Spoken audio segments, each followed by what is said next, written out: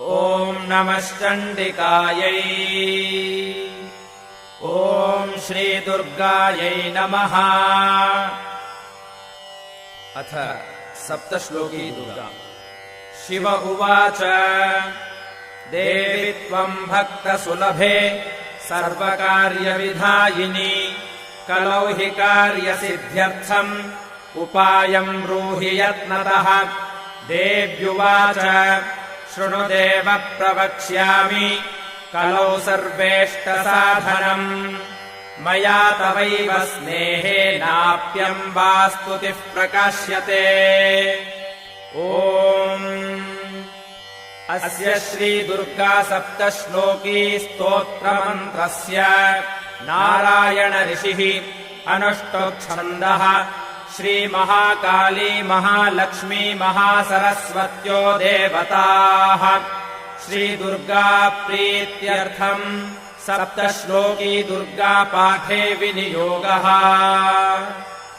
ॐ ज्ञानिनामपि चेतांसि देवी भगवती हि सा बलादाकृष्य मोहाय महामाया प्रयच्छति। दुर्गे स्मृता हरसि भीतिमशेषजन्तोः स्वस्थैः स्मृता मतिमतीव शुभाम् ददासि। दारिद्र्यदुःखभयहारिणि का त्वदन्या सर्वोपकारकरणाय सदार्द्रचित्ता। सर्वमङ्गलमाङ्गल्ये शिवे सर्वार्थसाधिके शरण्ये त्र्यम्बके गौरि नारायणि नमोऽस्तुते। शरणागतदीनार्तपरित्राणपरायणे सर्वस्यार्तिहरे देवि नारायणि नमोऽस्तुते। सर्वस्वरूपे सर्वेशे सर्वशक्तिसमन्विते भयेभ्यस्त्राहिनो देवि दुर्गे देवि नमोऽस्तुते। रोगानशेषानपहंसि तुष्टारुष्टातु कामान् सकलानभीष्टान्। त्वामाश्रितानाम् न विपन्नराणाम् त्वामाश्रिताख्याश्रयताम् प्रयान्ति।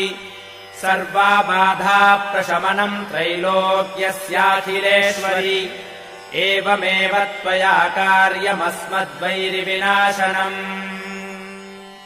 इति श्रीसप्तश्लोकी दुर्गा सम्पूर्णा।